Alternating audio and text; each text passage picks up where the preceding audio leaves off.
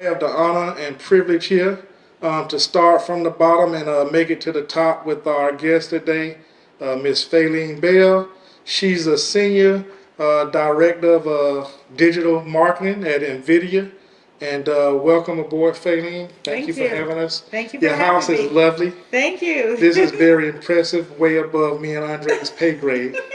But we really appreciate you taking the time with us today. So now, in these interviews here, we love to talk to entrepreneurs and business executives, leaders. And since you are one of the elite 100 of the Diversity Women of 2022, we wanted to take the time for you to share some of your experiences with the audience Sure. as far as their career. Because our podcast, as you know, is all about not only making money, but managing your money and then making that money make even more money Right. for you. So that's why we're here today. We want you to share some of your best practices. So let's start with digital marketing and make sure I get this right, because I don't want to confuse it with advertising. So digital marketing is the space in the marketing industry where you use the internet and technology to promote products and financial services on an e-commerce level, right? Absolutely. You Did I got get it. that You right? nailed it. Yeah, Man, you that's hear that, exactly Andre? it. I'm getting good at this. Yeah. All right, so that's good. So now, the one thing that I noticed, and correct me if I'm wrong, because in my industry in accounting and finances, I know I got into my education right at the cusp of going from the traditional transitioning over into the internet. So, is that the same thing with digital marketing? Was there a space for digital marketing when you got into this here business?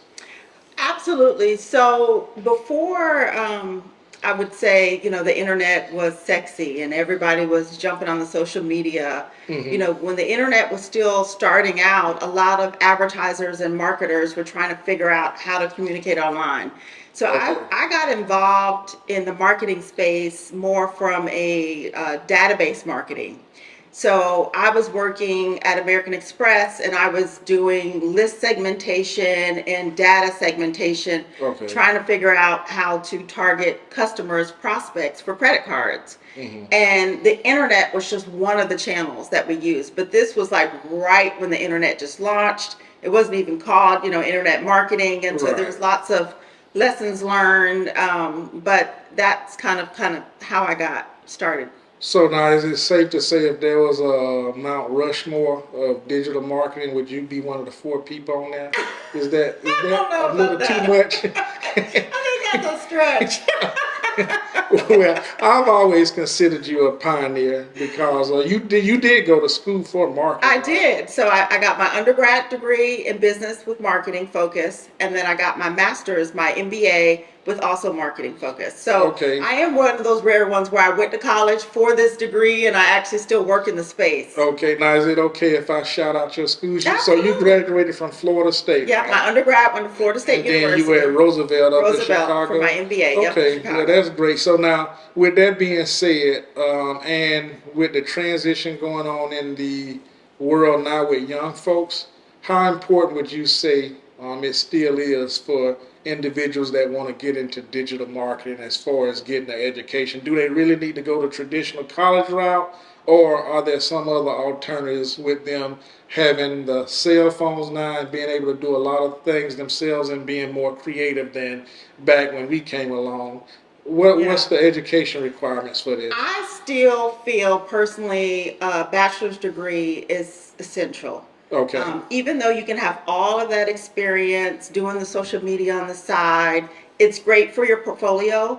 But Hmm. because you're stacked up against candidates in the door with degrees, Gotcha. it's Okay. very helpful just to have that, just so that you can stand out. Because literally, I get hundreds of resumes for jobs, and candidates that don't even have a degree, they get Okay. filtered into another category. And there's a lot of electronic technology Right. that filters out resumes when there's not a degree. So Gotcha. you don't even want to be filtered out before you can even do anything to get in the door. Okay, now since we're talking about recruits and college graduates, I also wanted to highlight that you are, like I said earlier, one of the elite 100 of diversity women, and you've put a lot of emphasis and made it a personal choice of yours to recruit a lot of minorities, especially minority women. So, are you still going strong with working with the HBCUs and recruiting on those campuses? Absolutely. Can you tell us a little bit about that? Sure. And y'all young folks out there, listen to this now. Y'all can't call Faylene directly, and she can't just hook you up,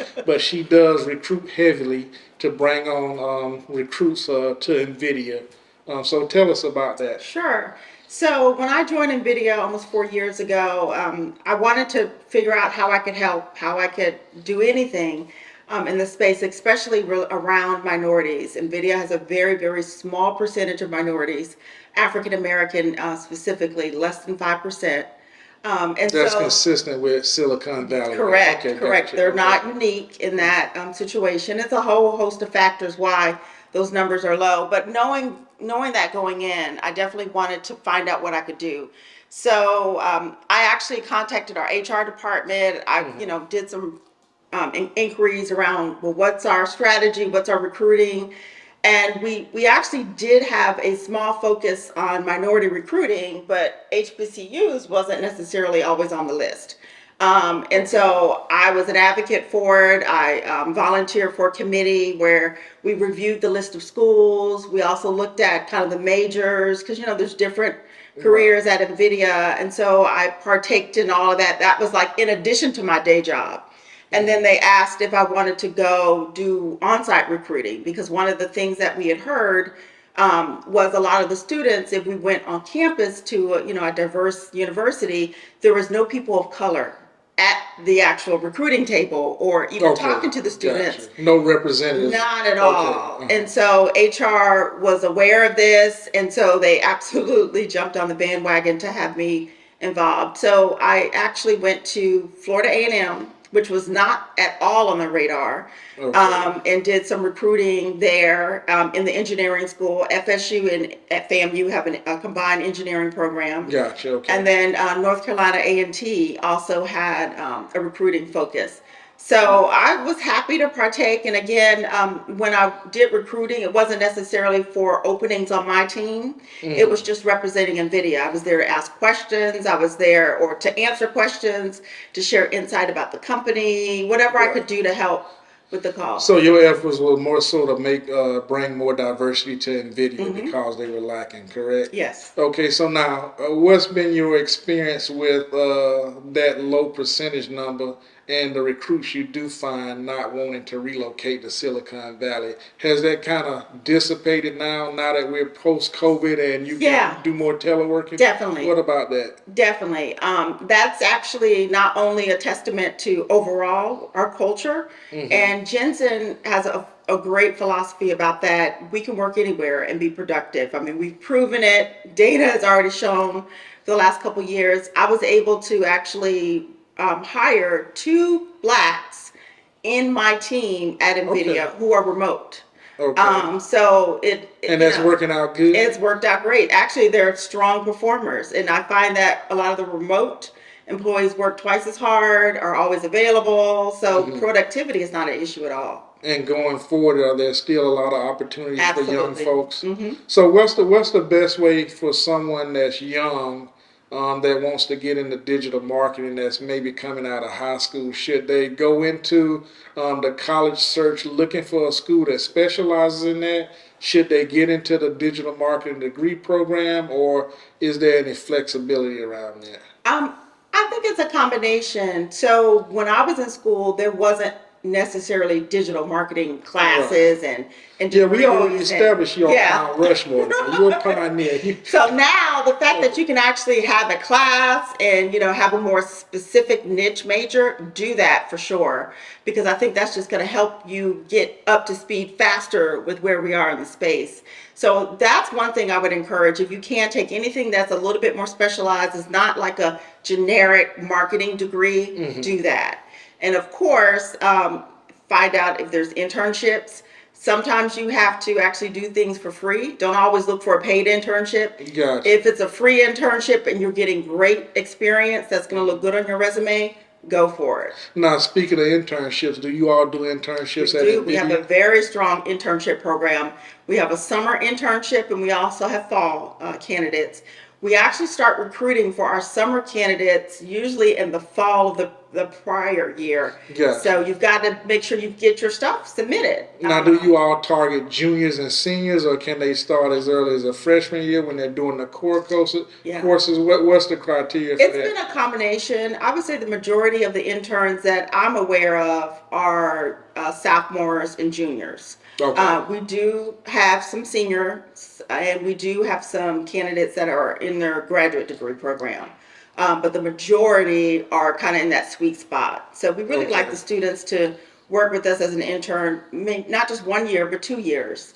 And then, see if there's a fit and maybe make a full-time position. And how has the success been with the interns that you all do find? Are y'all usually able to retain those Absolutely. A interns? very, very high percentage of I would retaining. imagine with the way Nvidia is popular in most EV vehicles now. Of Mm-hmm. course, I thought it was only video gaming when I first learned about it a few years ago. Right. But that's a very popular company, great company to work for. If anything ever happens to me, I'll probably be dusting off my resume. calling you also. So if someone really was interested in working at Nvidia in the digital marketing arena, what type of entry level pay should they expect? Is it going to be below 50,000? Is it going to be somewhere between 50 and 100, or does that just depend? It definitely depends on if you have any experience in addition to your degree. But the pay could definitely be, in the 50s to low hundreds out the Okay. gate. And we actually have a very rich benefit program. So it's not just the base salary. We have equity. We also offer signing bonuses. So we've got all Okay. these other things that make up the whole package. So when you say equity, you're talking about they can buy stock through We do employee. have an employee Okay. discount program, but then we also offer stock to employees Gotcha. and, Okay. new people coming in. And when they're brand new, do they have to literally come out to Silicon Valley to get orientated, or can they do the Not orientation? with COVID. So with COVID now, we have been for the last 2 years, 2.5 years, all of our interns have been 100% virtual. New hires have been 100% virtual, and new onboarding 100% virtual. Okay. So back in the day, you would go on site for the training, but now everything's online. Okay. So now I just heard you say back in the day. So let's shift over here to the glass ceilings and the discrimination stuff that most of us black professionals we've experienced some of them, and we understand that we have to take 8 steps when everybody else probably only have to take 3 steps. What has been your personal experience as far as discrimination or glass ceilings from the beginning of your career to where you are now, because you are at the top of the mountain now. So we can't say that there's a ceiling stopping you from getting to the top of the mountain. We got a live example here. What has been your experience with racism and discrimination in corporate America? It's evident. It has been there in every company I've worked at, unfortunately. I think you develop a thick skin and you try to navigate and understand you can't take it personal. In my opinion, it's political oftentimes. Right. And I would say the discrimination has been more so the fact that I'm a woman first, then black second. So Okay. I work in a male dominated field. And so the fact that I'm there where it's majority men makes it a little challenging for people to respect me out the gate. Gotcha. So I've got to prove myself, like you said, extra.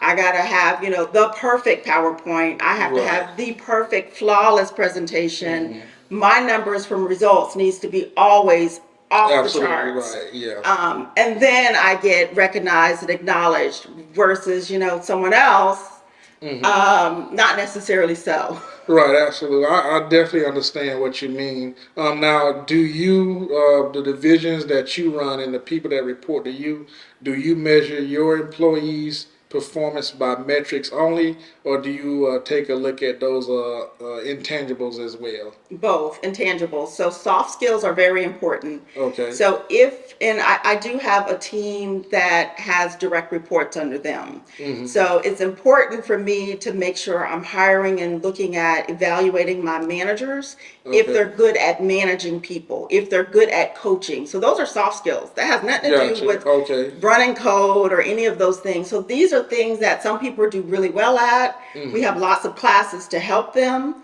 Okay. but that is part of the evaluation. Okay, so now what has been your experience with the younger generation of folks that are coming in now? And not only do they expect to go from entry level to CEO in 30 days, what about the business etiquette and all the other attributes that you need? Because I experience a lot in corporate America. I don't know what you're experiencing.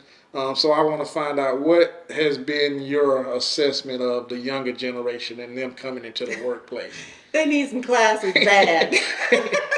Is that a fancy way to say they need some home training? Oh my goodness, the stuff they say, what they put in writing, Mm-hmm. and I'm like, don't you realize paper trail is the worst? Like that Yeah. follows you. They don't understand that an email is a legal document.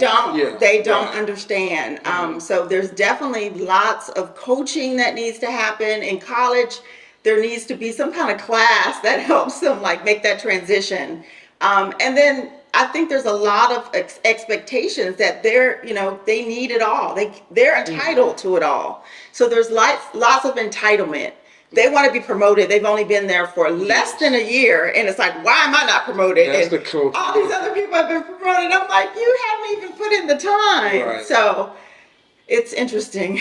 Now, does Nvidia have a department or anyone internal that incorporates personal finances with these young folks? Because with the new age technology and the salaries we're making nowadays, these young folks are making a lot of money. Mm-hmm. Do y'all help in-house with personal finances and doing your 401k and investing and doing all that type of Yes, stuff? we actually have a very strong program, and I was happy to see that when I joined. Mm-hmm. We have a partnership with Schwab, and they provide free webinars. They provide one-on-one consulting, one-on-one individually. Not only for executive, for all employees? Absolutely. Because they've always free. done that at the executive level. No, it's for all employees, Okay, that's great. and it's free. And they have a ton of WebEx meetings and training sessions, helping them with finances, life decisions, purchasing a house, investments. So they've done, let me say this, they've done enough to put it out there to help educate. It's up to the employee to take advantage of it. Okay. So it's not something that's forced upon them, but the ones that really do lean in and learn are the ones who are probably gonna. Man, you should have told me to bring my that. resume. Man, this sounded better and better. Me and Andre might need to come over there and get on your team. Okay, so I wanted to ask you about unspoken rules. It's a lot of things that I attribute to the Dunning-Kruger effect in the black community, where most of us don't know that we don't know. What are some unspoken rules that you would kind of knowledge share with the people out there that they need to really work on and focus on? Because something just as simple as going out to an interview at a function or a luncheon, the etiquette with eating what you order, all those types of things matter. What are some of those other unspoken rules that minorities need to focus on? Yeah. So that's a great question, and it's definitely real. And I try to, educate people, especially younger folks coming into the corporate world. Some of the unspoken rules are you can't do everything that Bobby and Sue do. Mm-hmm. Absolutely. And so you can't also dress how they dress, and even on Zoom calls. Mm-hmm. And you can't necessarily be authentic to the culture because you want to have all the slang dialogue. That's not necessarily something that we should do, and it's not necessarily embraced in a positive way. So it can come back to hurt you from a career perspective if you want to talk slang and just have that vibe. Make sure it's just a vibe with you and another Black coworker. Right. But it's not with, you and some others. And then, you just can't, and I try to iterate this with younger folks. You can't trust everybody. Right. And even though Absolutely. people are nice, you need to always have a good ear up and always watch everything. So people Absolutely. that you think are, for you and positive could be backstabbing you without you knowing it and sabotaging your career. A So frenemy. you have to be very, Yeah. very cautious all the Absolutely. time about people's intentions, even in email when they say stuff and they try to throw you under the bus. Or they trying to bait you to get you to do something. Absolutely. Yeah. And I try another unspoken rule. I feel as Blacks and minorities in corporate, you have to CYA. Oh, yeah, Cover absolutely. your Absolutely. with documentation. You keep it all. Those are the things that I feel unfortunately come back to bite us. And then for women, I also reiterate, we can't get sloppy drunk when we go to happy hour with coworkers. Absolutely. There's definitely standards. Like you have to just make sure you keep a professional reputation, especially in a work environment.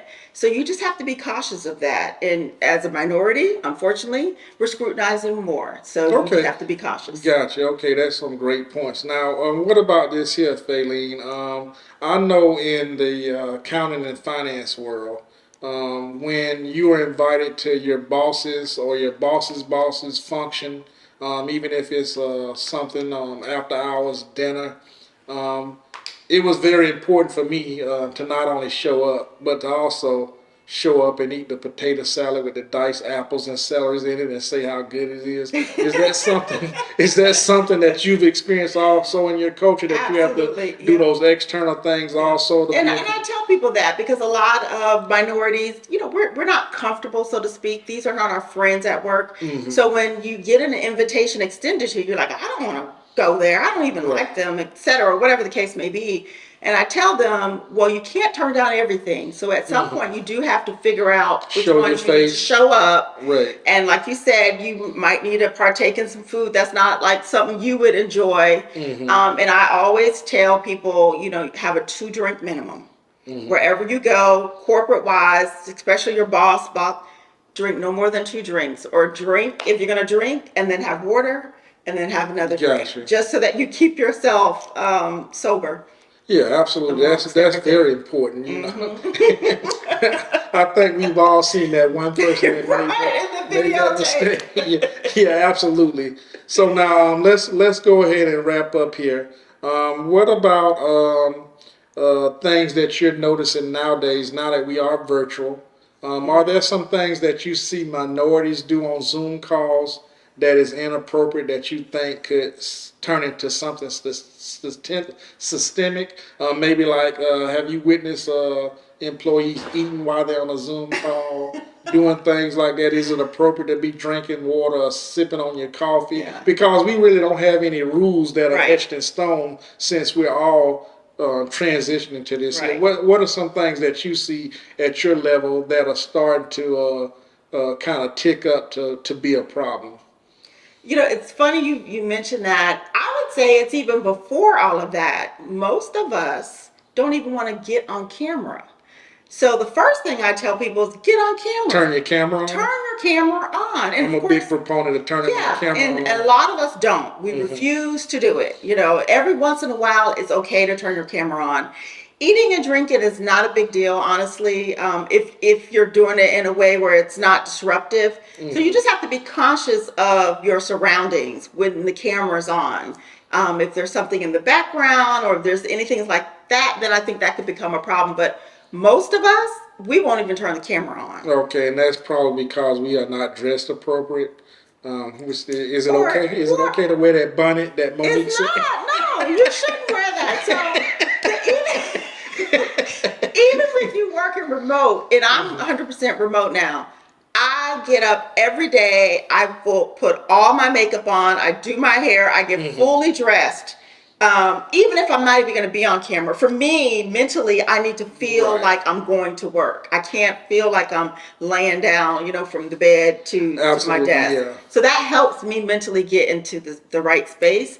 Hmm. I encourage others to do something similar. Maybe not at, if you have a 7 a.m. call, but if it's 12 noon or 1 o'clock, I'm Yeah. thinking you should have it together by then. Yeah, I encourage my staff to not only dress appropriate, but also set up a workstation where they sit in and not necessarily from their leisure area, Right. because you have to get in the right mindset, just Right. like you said. Yeah. Okay, so now, is there anything that you would just offer off the top of your head that you could advise those that are looking at this interview Yeah. to help them with their career? Sure. The floor is yours.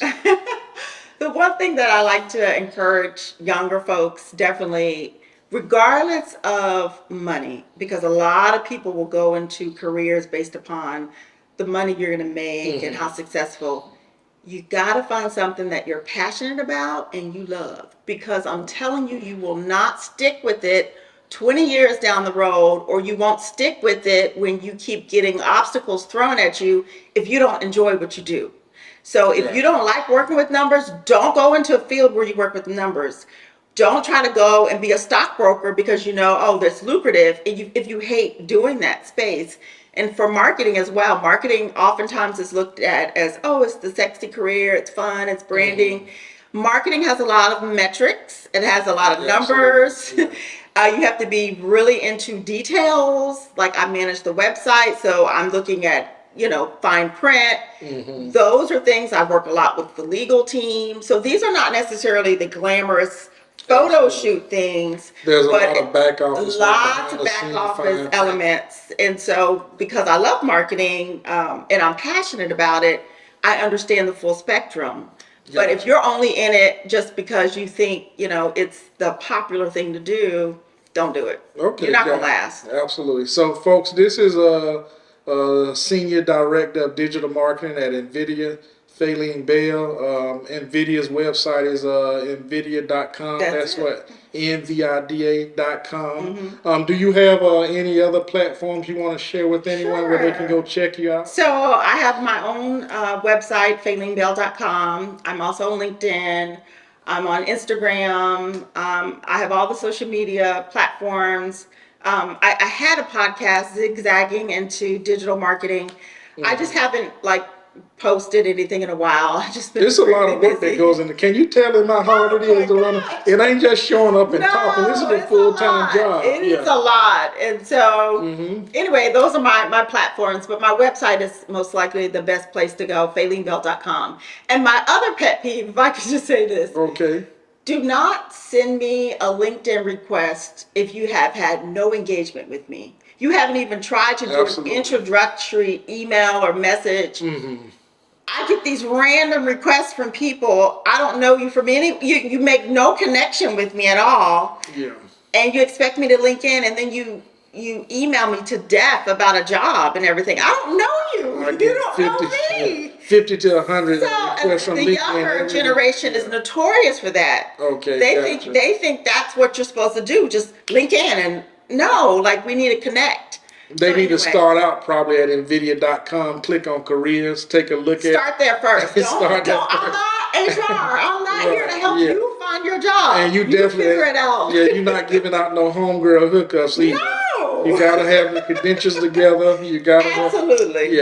We really appreciate that. So once again, folks, this is the Elite 100 of Diversity Women, Faylene Bell, Senior Director of Digital Marketing at Nvidia.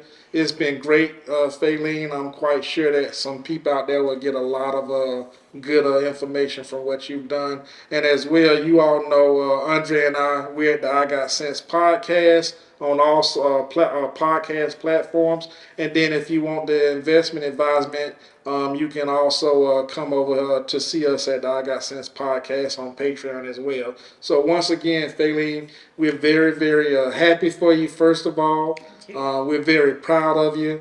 A lot of folks probably don't know, but we went to the same high school, so I get to ride your coattails too and drop your name whenever I need to. But we really appreciate you, and thank you for taking the time to do this interview. Sure. Thank you for having me. Oh man, it's been great. So this is your boy DJ Dividends, the original financial educator, and we'll holler at y'all next time. Peace out.